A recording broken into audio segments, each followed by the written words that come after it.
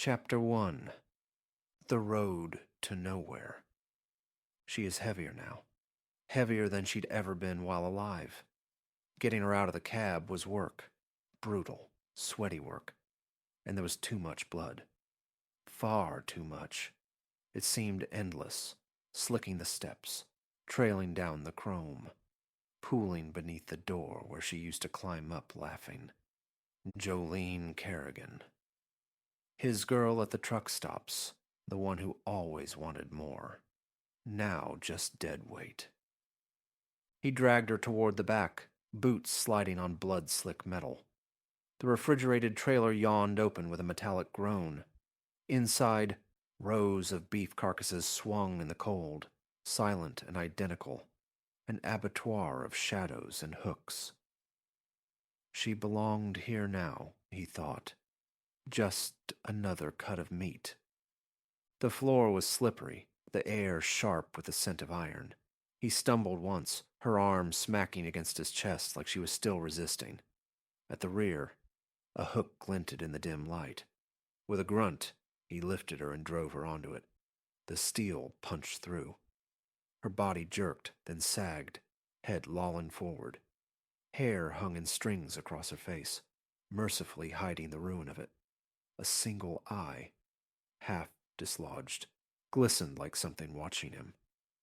Drip, drip, drip. Blood splattered against the floor, steady as a metronome. He told himself not to stare, not to think. But he did.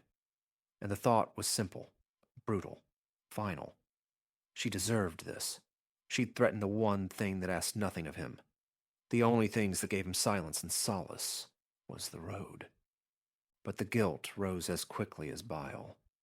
It was too much. Too much blood.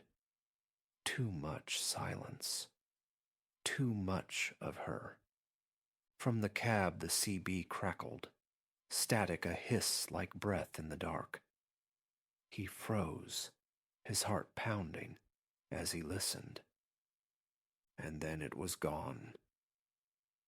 Now wasn't the time for details. The road was calling. Always calling.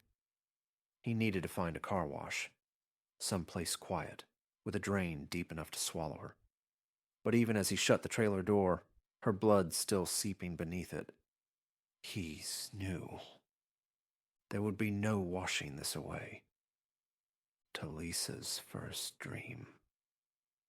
Across the country, Detective Talisa Navarro woke with a gasp, her heart hammering against her ribs. The dream clung like smoke.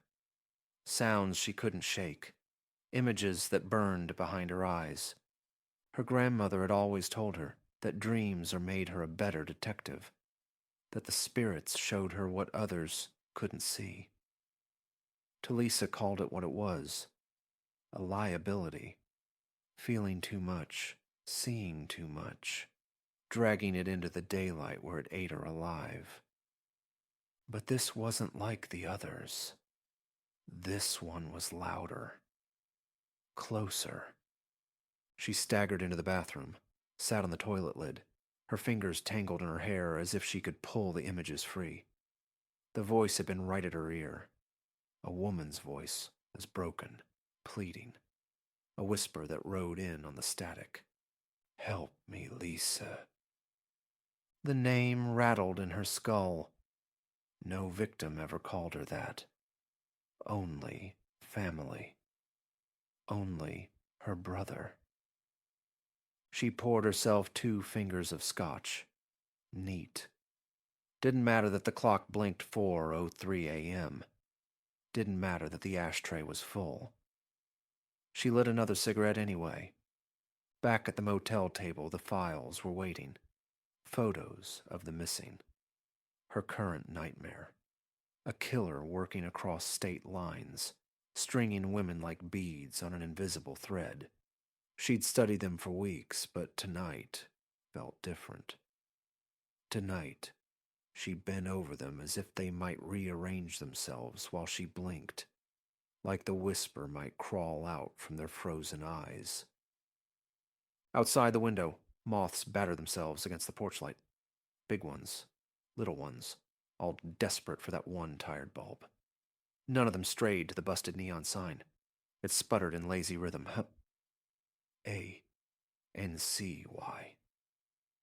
B-A-C. Darkness. Talisa exhaled smoke and muttered, "Same as me." Drawn to the wrong damn light.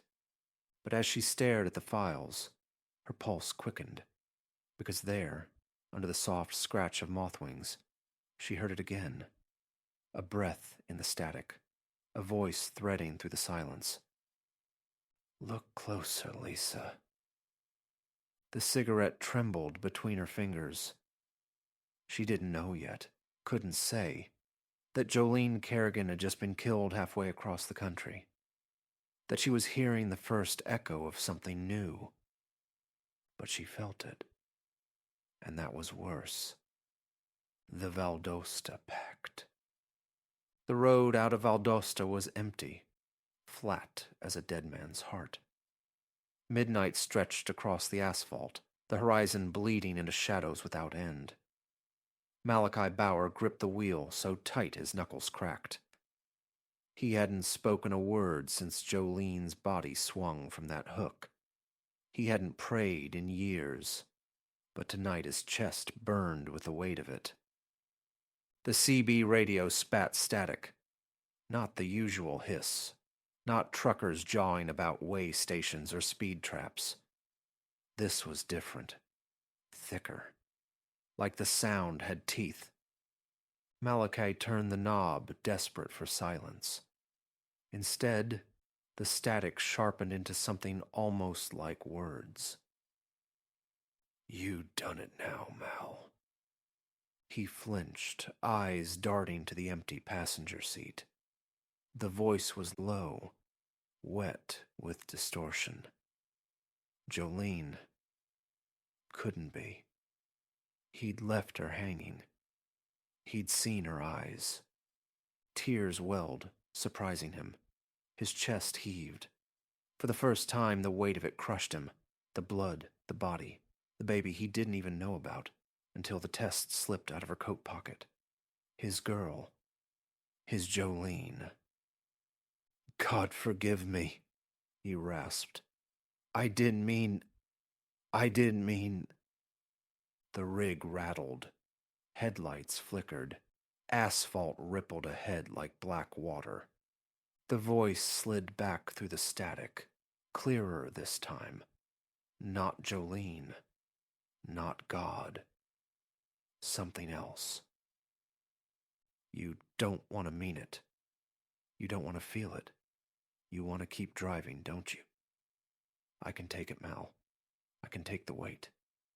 He swallowed, breath ragged. "What do you want?"